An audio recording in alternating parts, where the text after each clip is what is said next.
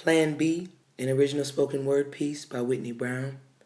This is dedicated to my future blessings, Josiah and Isaiah, and for all the women out there struggling to make a decision. Excuse the disclaimer, but certain things must be said before I unwrap my bandages for you to see the scars from which I bled. Many are ashamed to admit it, but through my Lord's forgiveness of this sin, I've been acquitted. So I'll share my story freely, unabashedly and passionately, because there are those out there who ultimately will be healed by God's grace too. And since grace is not from you, if you hear these words and look at me differently, then I pray that God heals you too. You see, there was a time in my life when I neglected to trust in His plan, neglecting God's will selfishly. I fought to do what I thought was best for me. But before you enter this world, I feel led to tell you my story and tell you I'm sorry for what I was about to do. And despite it all, baby boys, please believe that deep down, I've always wanted another you. You see, there was a time when your father and I were just about through, and I didn't feel quite right, so I took one test and then a few, because I didn't want to believe my eyes and that what I saw was positively true. As I stared at the results in my hand for a moment, and then two. Struggling to gather my bearing with life's questions screaming in my mind. How? What? Why? When? Who was going to believe that at this very moment, instead of praising God for my blessing, I prayed for a redo? A reset button, because it was a fact that at the time my marriage was suffering from the enemy's hostile attack.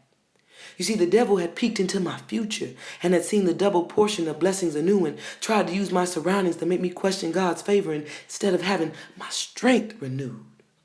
I was immediately filled with uncertainty that led to feelings of sorrow because I wasn't certain if my marriage would last beyond tomorrow. And I feared being alone in a world so cold where my father walked out on my mother and left her a bitter soul. Left to raise 2 children by herself for a while, and I couldn't see myself walking that same green mile. All my life she raised me, constantly reminding me of her pain, and on that day Daddy absentmindedly ignored her pleas. They went in vain. So on more occasions than once, she would say, "Whitney, never had more children than you can bear. You don't want to find yourself with more babies solely in your care." From day one, my mother instilled upon me the fear of being a single mommy. Don't wind up with those kids by yourself, because one day you will be alone and without any help.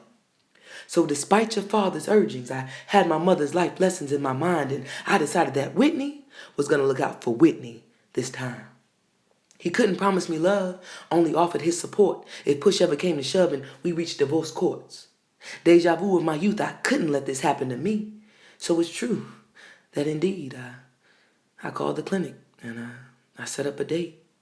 And I made plans to play God and be the master of your fate. Your daddy struggled with my decision, but I was convinced that while we were out here trying to make this relationship last, we weren't in the space to bring a child into our future when we were still dealing with the ills of our past. So with concern for Lisa, concern for our family of 3 and what would happen if it just became her and me, I set out to that appointment. But the Lord willfully stopped me. Used my husband to speak life before I chose your death. He spoke to the real me because he is the person who, after God, knows me best. Baby, despite if we can make it, can your heart really take it? Would you be able to sleep at night knowing that you deprived another of life and made a decision that in your soul you knew just wasn't right? Forget you and me. Think about baby girl. And when there was a time, there were those who wanted to push her out the world. Before we were married, I know you know it's true because I held you in my arms tight when you cried after these words were spoken to you. My Elisa is now here, and look at your joy. Why wouldn't you feel the same despite our situation if you had another beautiful girl or handsome boy? It was at this moment that his words pierced my soul, and I cried out in shame for being so cold. Sobs racked my body as I closed the front door, and grief overcame me as I fell to the floor. How could I? How could I? Disgusted at my own thoughts. How could I? With my own self I fought. Mad at how I let this fear become manifested, but months now I see it as my faith was being tested. And God was giving me a testimony greater than I could have ever imagined, because someone out there right now is contemplating this same sin. And God is urging me to unveil my secret so that this won't happen ever again. I'm not the only one who has considered a plan B, who has consulted those doctors or who pop those hateful pills regularly after a night spent living out lustful fantasies with a man whom they will probably never again see. No matter what you personally believe, I know God says in his word that thou shalt not kill, and that in spite of the circumstances, every child was made according to his will. Although life's timing might not be the best, God has given us all the answers before he has distributed the test. With that being said, please take heed to my own story, my own misdeeds. But as I sit with this pen informing the world of my own skeletons, I am forever grateful for God's mercy and know that I will forever be better. For Jehovah has sent Josiah, and he has healed and supported me through and through. And then look at God. Isaiah came along too and has proven that the Lord's salvation once again is binding and eternally true.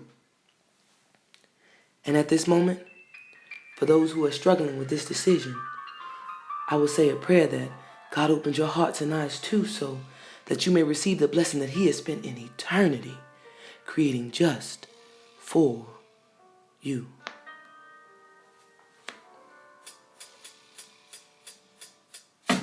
I never dreamed they'd come in summer. You said you would be here when they came.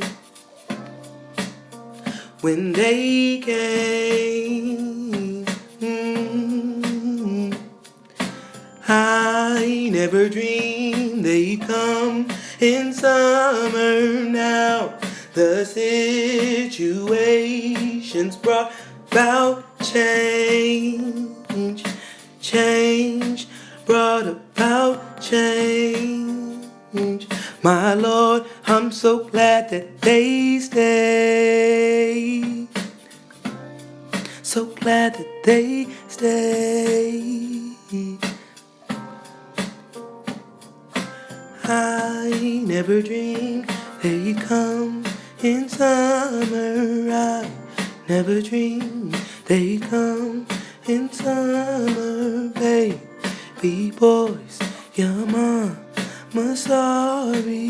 I never dreamed